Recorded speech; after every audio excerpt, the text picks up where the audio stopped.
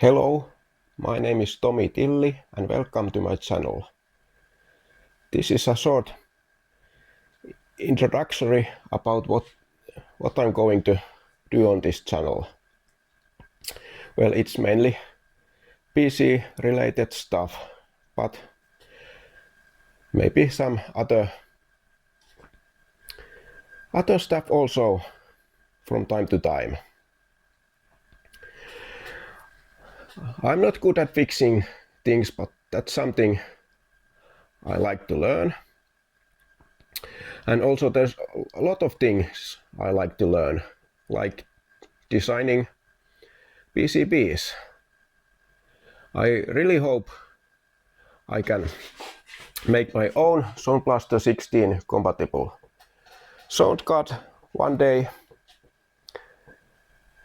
Something like 8-bit microcontroller that I program, and basically a Sound Blaster 16 that actually sounds good and doesn't have bugs and things like that.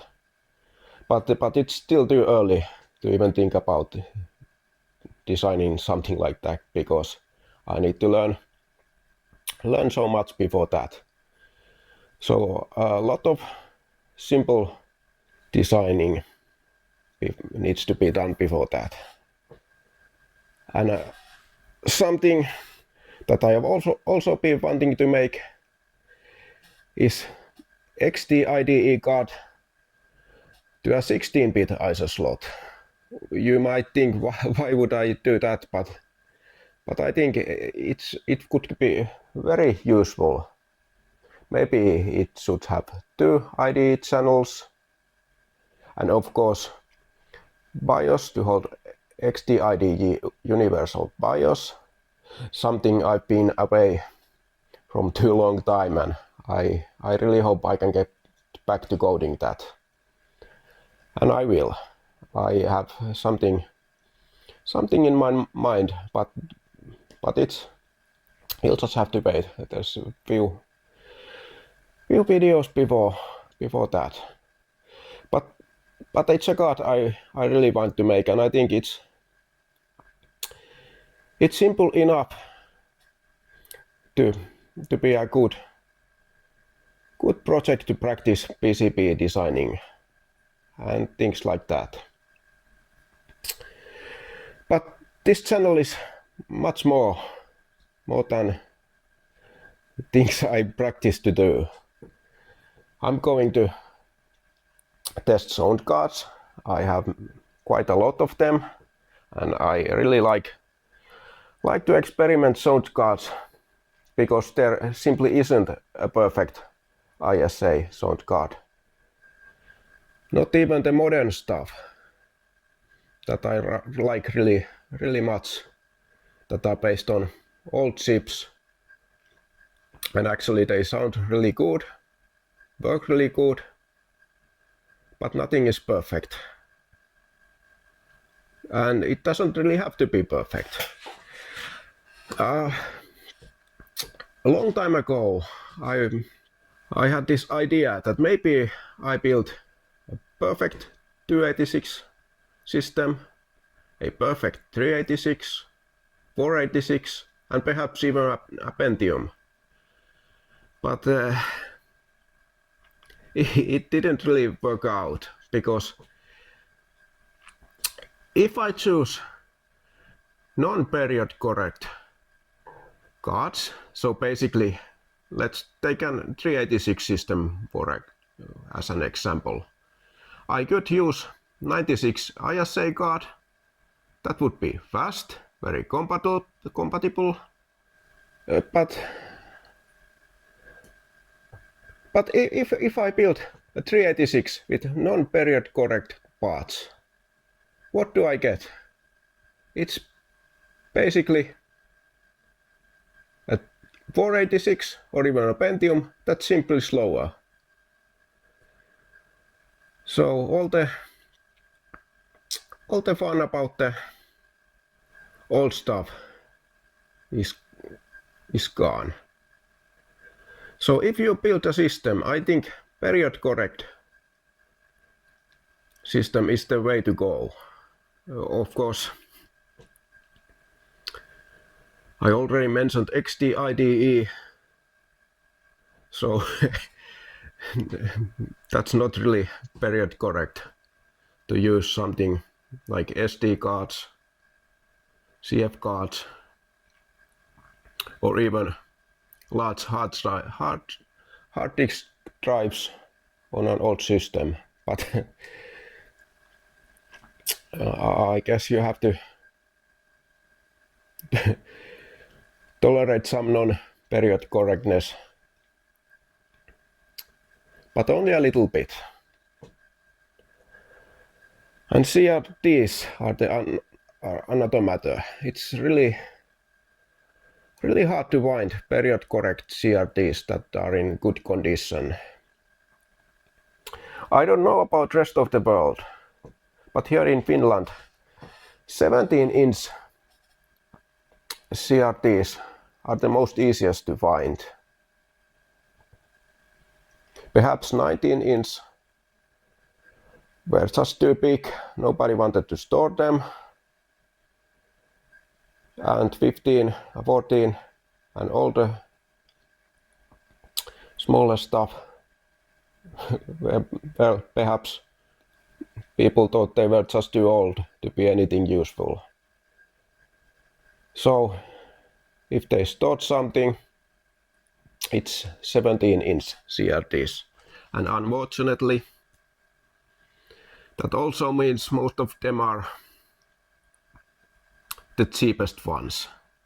And they might have time and have tired CRTs, not very good ones to begin with. So yeah, it's really hard to find period correct CRT for old systems. But I am going to build period correct systems on this channel, several of them, and maybe we'll just have to try something, some ultimate build, although I don't even like the sound of that. But I don't expect most of the people have a garage where they can just build several systems and experiment with them. So for most people, I think just one retro system is simply enough. And we'll just have to try. Although there are many videos on YouTube about building such a system, but maybe I can add something more, or maybe not. But when building a system, I'd like to test a lot of things. CPUs, sound cards, VGA cards, of course. There's lots of stuff about them. It's not just the speed or compatibility. It's about image quality as well. And unfortunately, these days you just have to fix lots of stuff, especially main boards with leaking batteries and such. And I have lots of motherboards waiting. Some maybe have corroded beyond repair. Some are repairable. Some might just work. But when building a 386 system, for example, I just want to experiment. A lot of motherboards with different chipsets and such. So, lots of videos. But I already made my first video, or first part of it is almost edited at least. Because the 32 modding video it became really long. I can't believe I recorded 6 hours of it. Making videos it's not easy, and that was very hard PCB to work with. But I managed. Before shooting that video, or actually after, I thought that maybe I have heater on my garage, and that's keeping noise as well. But the soldering station, that was really noisy, and there's a mod that can be done to it to make it more quieter, and I really need to do that. But the biggest enemy on the first video was this chair. It kept horrible noises, and I really need to get rid of this before making another video. But I'm not good at filming or even editing videos, but I hope I get better on making them, and I need to make a lot of adjustments and cleaning and things like that. So I hope I can get to make better videos quite soon. So thank you for watching, and welcome to my channel, and please subscribe, and goodbye until the next video.